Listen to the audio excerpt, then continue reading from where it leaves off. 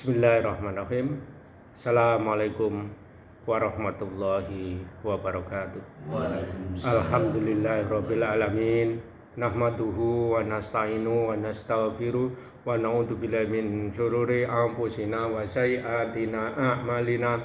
Man yahdihillahu fala yudlil lahu fala hadiyalah. Asyhadu an la ilaha illallah wahdahu la syarikalah wa asyhadu anna Muhammadan abduhu wa rasuluh wa salatu wassalamu ala nabiyyina Muhammadin wa ala alihi wa sahbihi wa man tabi'ahu ila yaumiddin.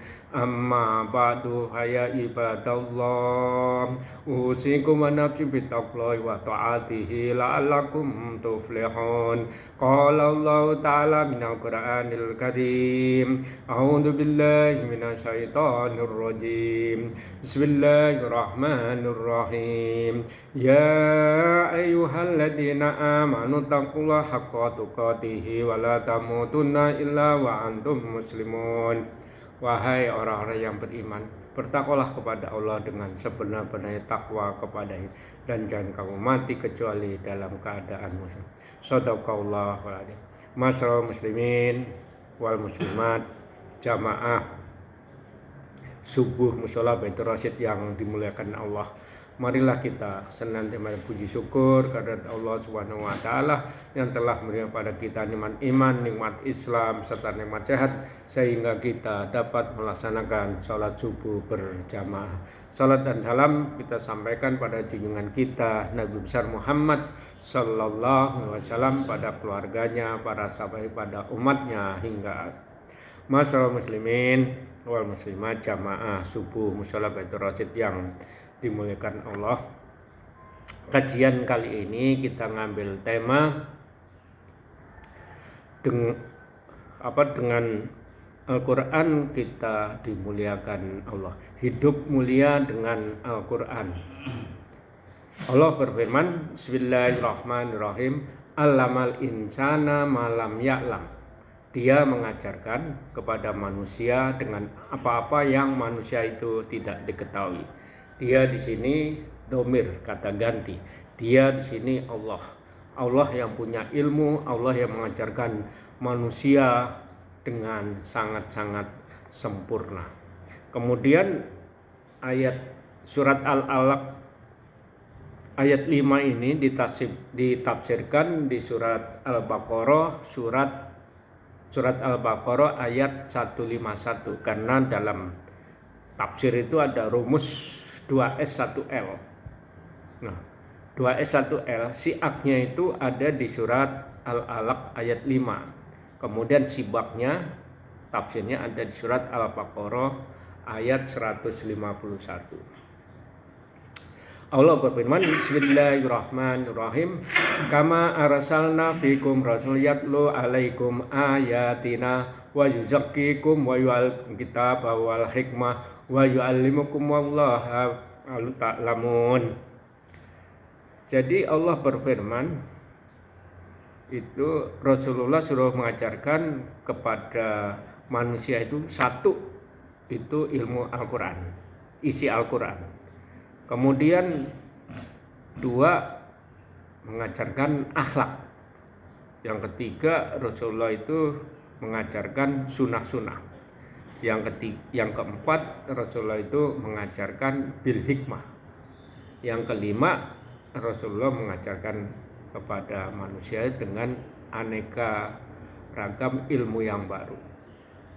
Nah, kaitan dengan Al-Quran ini, Allah berfirman, Bismillahirrahmanirrahim. Inna nazzalna dzikra wa innahu lahafidun. Sesungguhnya Al-Quran ini aku yang menurunkan, aku yang menjaga, aku yang memelihara. Kemudian berkenaan dengan Al-Quran ini, Allah berfirman, ini di surat Jir ayat 9. Kemudian Allah berfirman di surat Al-Qamar ayat 17. Bismillahirrahmanirrahim. Walaqad yassarna Qur'ana lidzikri fahal min mudzakir.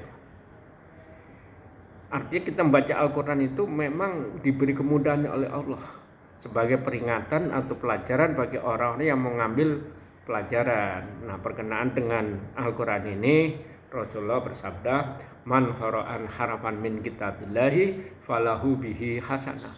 wal hasanata bi amsalha la aqulu alif lam mim harfun wa lamun harfun wa mimun harfun. Rasulullah bersabda, bacalah satu huruf Al-Quran, Allah akan kasih 10 kebaikan.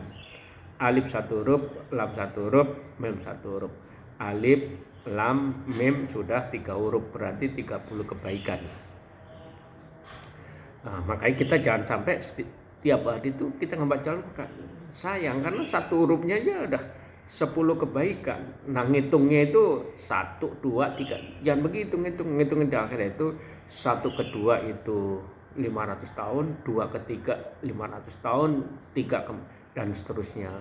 Ini hadis riwayat Tirmizi. Jadi berkenaan dengan Al-Quran itu Rasulullah bersabda juga, Iqra'ul Qur'ana fa innahu ya'ti yaumal qiyamati syafi'an li ashabi. Rasulullah bersabda, sesungguhnya Al-Quran itu nanti datang pada hari kiamat memberi pertolongan atau syafaat kepada orang yang membaca Al-Quran. Nah, kalau kita tidak membaca Al-Quran, di akhirat itu tidak ada yang bisa menolong kecuali Al-Quran. Itu yang bisa menolong kita, memberi syafaat. Nah, ini yang kaitan dengan Al-Quran yang diajarkan Rasulullah kepada umatnya. Kemudian Rasulullah mengajarkan kaitan dengan akhlak. Nah, akhlak ini Rasulullah bersabda, ittaqullaha haitsuma kunta wa bisatal hasanatan tamkuha wa khairin nas bi khalqin hasan. Bertakwalah dimanapun kamu berada, ikutilah kejelekan dengan kebaikan, akan pergaulilah manusia dengan akhlak yang baik. Nah, maksudnya di sini hadis Rasulullah itu, kita itu disuruh menjaga hubungan baik antara kedua orang tua kita, saudara kita, kerabat dekat kita, tetangga kita, teman sejawat kita, para jamaah kita. Bisa ini bagian dari kita menjaga akhlak yang dicontohkan oleh Rasulullah. Ini yang kedua. Yang ketiga, kita diajarkan oleh Rasulullah itu sunnah-sunnah. Nah, sunnah-sunnah itu yang berkenaan dengan ilmu ini, Rasulullah bersabda, thalabul ilmi fardhatun ala kulli muslim. Jadi menuntut ilmu itu kewajiban bagi seorang muslim, laki-laki maupun, karena sifatnya universal, bisa orang beriman laki-laki, orang beriman perempuan. Ini kaitan dengan sunnah-sunnah. Nah, sunnah berikutnya nih yang dicontohkan oleh Rasulullah kaitan dengan ilmu itu, man salaka thariqan yaltamisu fihi ilman salaka tariqan ilal jannah. Barang siapa yang menuntut ilmu, ya kan, jalan menuju surga itu Allah akan mudahkan. Nah, barang siapa ini sifat universal. Seolah-olah Rasul itu bicara dengan kita, ya kan? Seolah Rasul bicara dengan kita, baik itu orang beriman laki-laki maupun orang beriman perempuan, baik orang beriman itu jarak dekat seperti kayak kita ini jamaah dengan kita ini dekat, ada jarak menengah, jarak jauh, panggilan sama barang siapa. Nah, barang siapa yang menuntut ilmu akan dimudahkan jalan menuju surga. Nah, ini sunnah. Nah, sunnah berikutnya kaitan dengan ilmu itu, Rasulullah bersabda, man kharaja fi talabul ilmi fahuwa fi sabilillahi hatta yarji'u. Jadi menuntut ilmu itu merupakan jihad fi sabilillah. Jadi jihad itu bukan artian kita jihad fisik melawan penjajah, melawan kita mempertahankan negara, bukan. Di antaranya jihad nuntut ilmu itu jihad. Karena tidak semua orang itu mampu untuk menuntut ilmu. Tidak semua orang, makanya di sini menuntut ilmu itu bagian dari jihad fi sabilillah. Nah, ini yang ketiga. Yang keempat itu Rasulullah mengajarkan pada kita itu bil hikmah. Allah berfirman, Bismillahirrahmanirrahim, yu'til hikmata may yasha wa yu'tal hikmata khairan katsira wa ma yadzakaru ya ulil albab. Jadi Allah itu memberikan ilmu yang banyak kepada kita. Itu pun Allah pilih. Yang dipilih itu siapa? Ya ulil albab, orang yang mau berpikir dengan akalnya.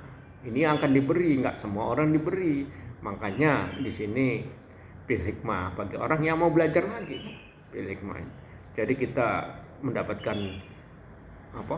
Bil hikmah ini bukan masalah ilmu aja, kaitan yang lain-lain juga itu bil hikmah.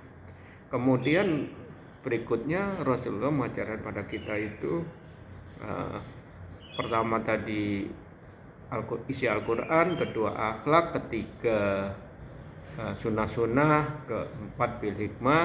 Nah yang kelima ini tidak kalah pentingnya karena Rasulullah mengajarkan pada kita itu aneka ilmu yang baru. Nah ilmu yang baru itu apa sih?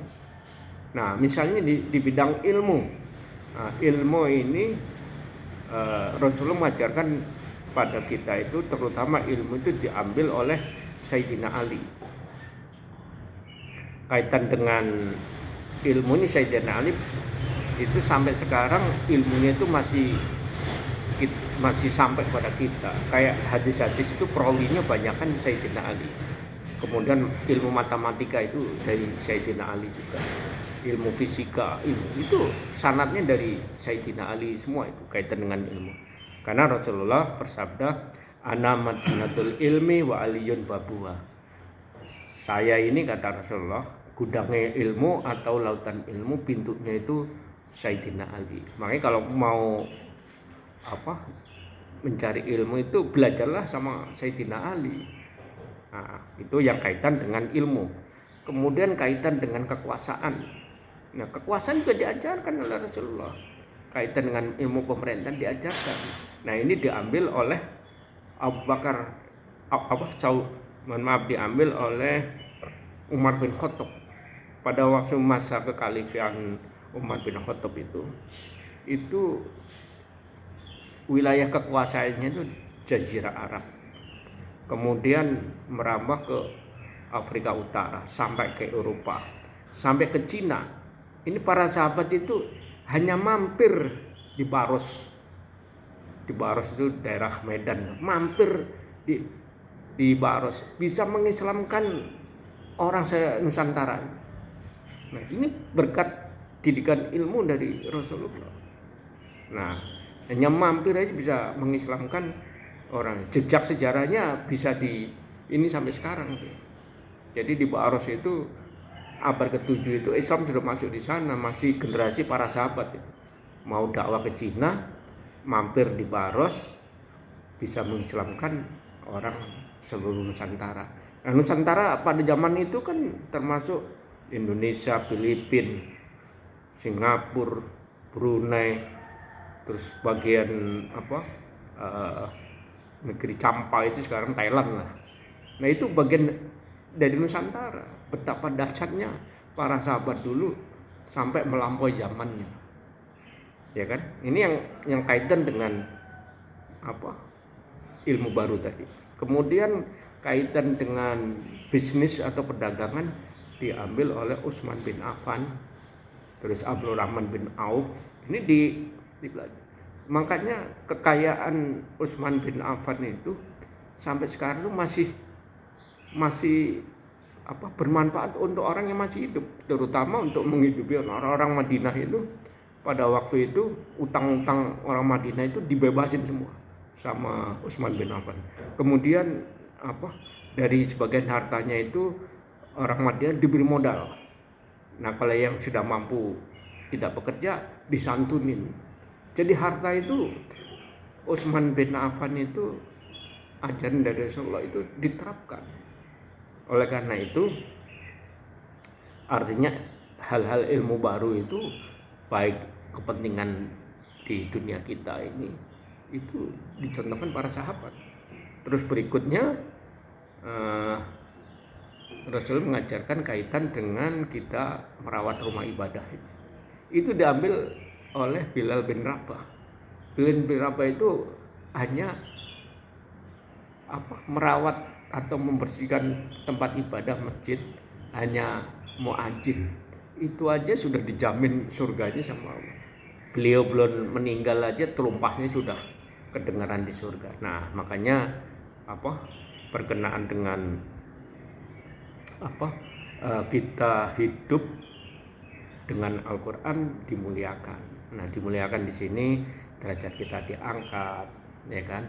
Kehidupan kita itu serba disiplin, karena kan ilmu-ilmu yang kita dapat di Al-Quran itu kita terapkan, kita pelajari sehingga mendatangkan manfaat baik untuk diri kita maupun untuk orang lain.